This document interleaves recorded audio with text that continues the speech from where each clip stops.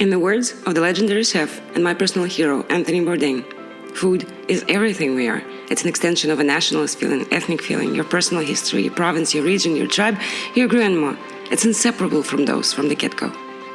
Welcome to Every Dish a Story, a podcast about a place of food in our lives and what it meant to our ancestors. I'm your host, Kat, and I'm going to take you to a new location every 2 weeks to connect to who we are. Nick Offerman once said that if properly dried and trimmed, a New York-style pizza can be made into an excellent Chicago-style pizza box. Welcome to Every Dish a Story, episode 18. I'm your host, Kat, and today we're going to visit Chicago. Beginning as an ancient culinary tradition, carried overseas by the Neapolitan immigrants, pizza has become an icon of the Windy City. Pizza in general in the United States is deeply rooted in the nation's culinary consciousness, from thin crust in New York to wood-fired ovens in San Francisco. But in Chicago, the ingenuity of pizza making has gone further than other states. A thick crust is filled with layers of cheese, meat, and tomato sauce, all pulling up the sides of an oiled steel pizza pan. Today, deep dish pizza is as indispensable to the Windy City as Wrigley Field Stadium. What exactly is Chicago's deep dish pizza? Well, deep dish pizza, also called Chicago-style pizza, is a pizza cooked in a deep pan rather than on a flat baking tray. And because it is cooked in a pan, the pizza lovers enjoy a magnificent flaky dish that is taller than a regular pizza. It also has a thicker crust, making it almost look like a pie. Also, Chicago pizza changes the usual order of toppings. This is because it is much thicker than the regular pizza, as I said before, so the cheese and other toppings can burn if they're kept in the oven for too long. For this reason, the top layer will be tomato sauce, not cheese. As for the rest of the toppings, you can take just about anything you like. There are many different kinds of cheeses, sauces, meats, vegetables, and other toppings to suit all tastes. The most popular combination is just a simple cheese pizza, which differs from the usual slice by adding a layer of olive oil, a few inches of melted cheese, and a thick tomato sauce on top. Chicago-style pizza offers all the things that people crave when they think about pizza. A crispy crust that is not too hard but not too soft either. The pizza is cooked in a deep pan, and that results in a crust that is delicious, both freshly baked or as a leftover. Everything about this pizza is unique. For starters, it's clearly not like the usual pizzas we're used to. Besides the fact that it's baked in a deep pan, the cheese is added directly to the crust, and the sauce goes on top. It's kind of like an inverted pizza. Also, unlike most pizzas, this pizza is eaten with a fork and knife. It's the only way to avoid a mess because of the thick layer of cheese and sauce. The crispy yet buttery crust is what makes Chicago-style pizza so great.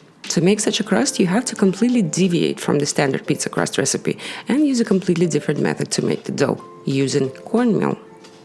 Cornmeal is good for making a crispy crust. That is also what makes the Chicago-style pizza crust so crispy and flaky.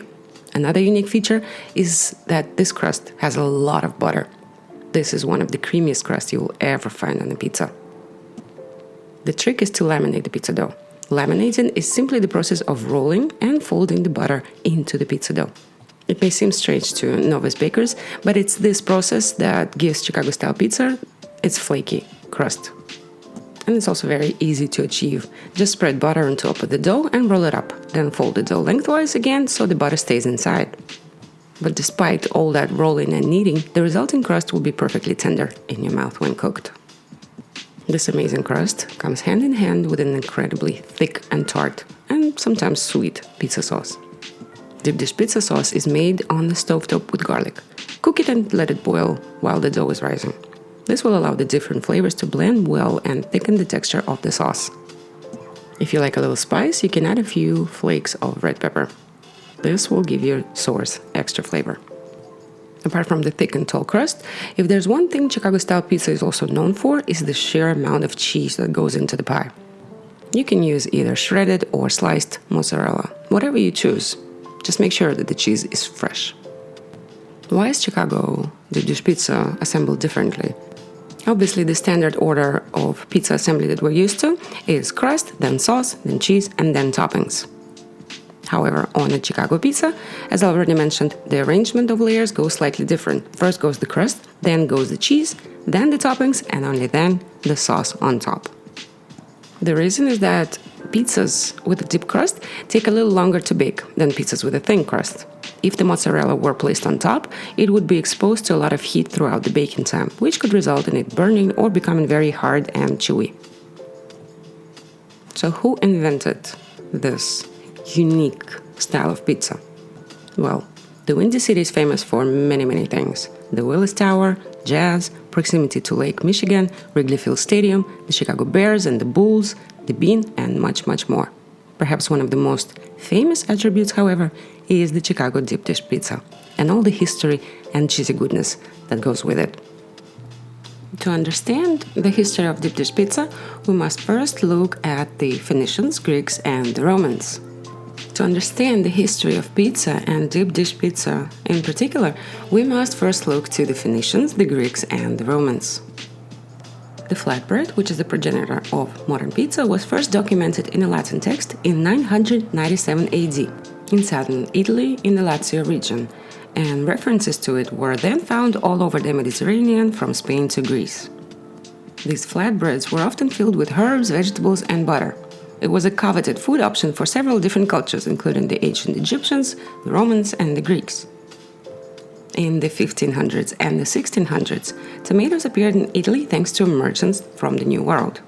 At first, people didn't know what to do with these plants and thought that tomatoes were poisonous berries. But poorer people began to use them as food. They often baked them into bread and other dishes, and soon tomatoes became a staple of the Italian diet. By the 16th century, modern pizza, which actually comes from the Italian word pincere, which means to pound or stamp, and is a reference to the flat dough, began to take shape in the Italian city of Naples. The thriving port was home to crowds of working-class people who lived in dense neighborhoods around the Bay of Naples. Small rooms and cramped quarters meant that they spent most of their lives outdoors, and people sought inexpensive and quick meals. Baked in a hot oven and sold on the streets, thin pizza became the quintessential meal of the Neapolitan poor.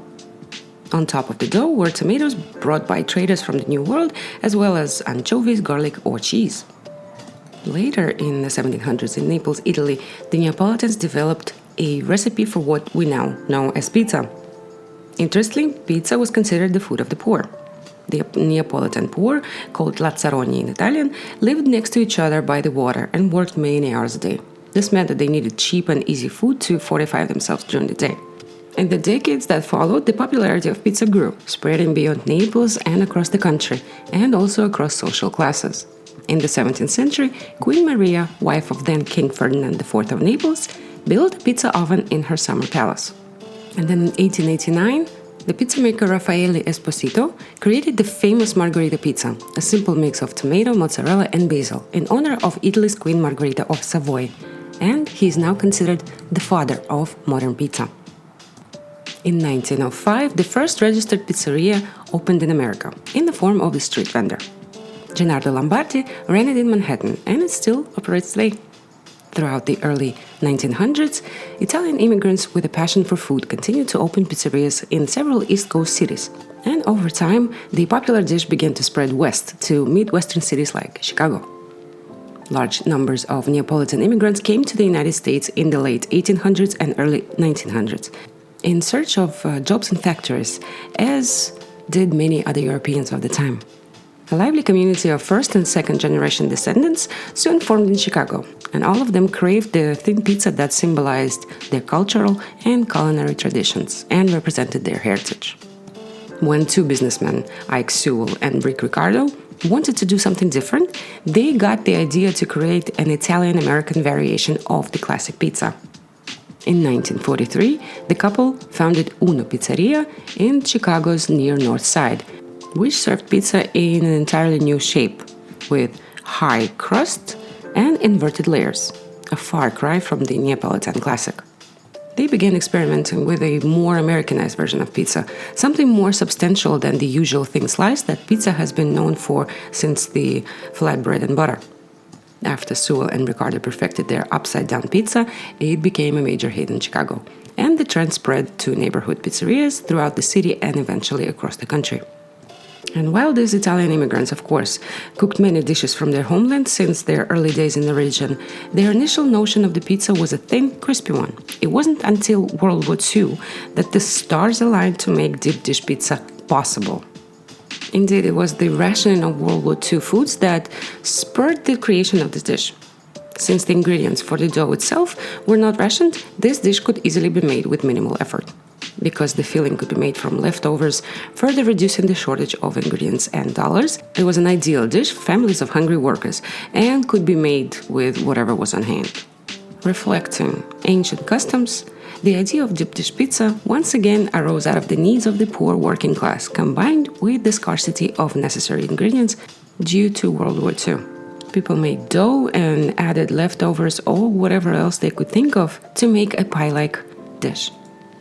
As you cut the deep dish pizza, your knife plunges into layers of meat and vegetables, thick tomato sauce, mozzarella cheese, and finally a dense cracker-like crust. As you cut into the deep dish pizza, your knife plunges into layers of meat and vegetables, thick tomato sauce, mozzarella cheese, and finally a dense cracker-like crust. A deep baking pan is first brushed with olive oil. Then, a dough of wheat and corn flour is placed inside of it and pressed to the round bottom and edges of this pan. Olive oil lightly browns the dough as it bakes, giving the crust a golden color. A layer of mozzarella is covered with vegetables and meat, usually Italian sausage or pepperoni, and then topped with a layer of spicy or sweet sauce before being sent to the oven. The upside-down layers of ingredients keep the cheese from burning, and the meat, vegetables, sauce, and crust combine their flavors. Sewell and Ricardo realized their dream of creating a pizza unlike any other. And very soon the deep dish pizza was no longer considered an immigrant tradition, but a Chicago icon. Today, Pizzeria Uno is a big brand with a modified name, Uno Chicago Grill, and more than 200 restaurant franchises, from Massachusetts to New Jersey, from South Korea to Pakistan. But there's something very special walking into the original downtown Chicago institution, still called Pizzeria Uno. Large groups of tourists circle the building, waiting for their turn to enter the crowded restaurant. Inside is dark and noisy, with a gilded ceiling, checkered floors, and wooden tables. Empty dip pans on the tables hold shakers of Parmesan cheese, red chili flakes, and oregano. The pizzas are delivered to tables very hot, with the servant staff using the traditional pan grip, an industrial strength tool used exclusively to transport sizzling deep dish pizza pans. A heavy spatula is used to lay out pre-cut slices of weighty pizza. Thick layers of cheese and tomato sauce fill the pie-like crust a couple of inches, about 6 centimeters high, until the edges are browned. It's certainly a knife and fork dish. A few bites are satisfying, and while it's delicious, it's not the best dish in Chicago. But people come here mostly for the tradition, not for the world's best pie. 70 years after opening, Uno Pizzeria is still the original home of deep dish pizza. And while few doubt that the pizza was first served there is a great controversy about Sewell and Ricardo being its true creators. There's especially much uncertainty surrounding one of Chicago's most famous pizza families, the Malnatis. Adolfo Rudy Malnati Sr., who once worked at Uno Pizza, claimed that it was his spark of genius that led to the creation of the recipe. And according to the Malnati family, he and Ricardo would hand out slices of the deep dish pizza on Chicago street corners in hopes that passers-by would try it. And Sewell, Malnati claims, came later. There is no record of Sewell or Ricardo making pizzas or showing any ability at all in the kitchen, which supports these claims. According to the Malnati's version, after Ricardo's death, Rudy and his son Lou jointly ran Uno's Pizza until Rudy Malnati Sr. also passed away.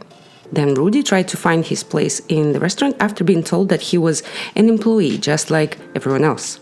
Frustrated, he jumped the ship to open his own restaurant in 1971, Lou Malnati's Pizzeria, in the North Shore suburb of Lincolnwood. Lou Malnati's Pizzeria quickly became a success and has proliferated into numerous locations throughout Chicago and its suburbs. But the story doesn't end there. Lou Malnati had a half-brother, Rudy Jr., and he opened his own pizzeria, Pizzanos, in downtown Chicago in 1991.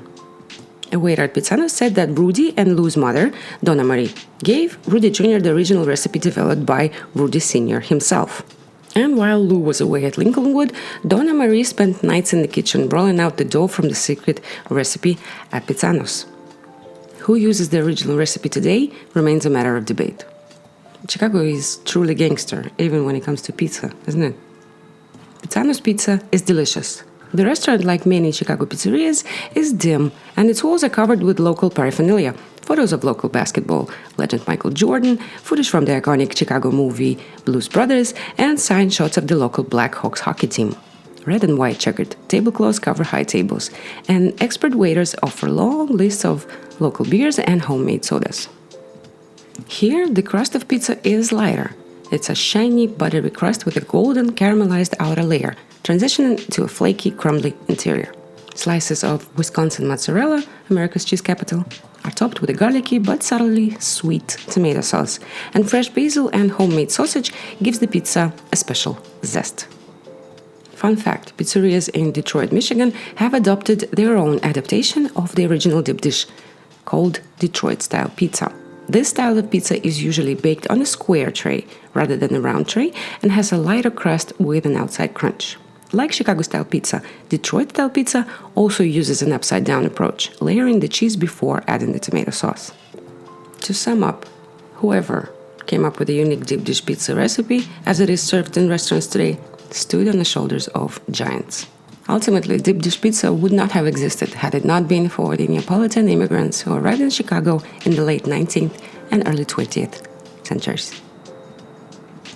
On this note, we will leave the windy city of Chicago, and I invite you to move over to my YouTube channel, Cheddar Cats, where you will find 2 video recipes for the classic cheese pizza and one with salami and vegetables.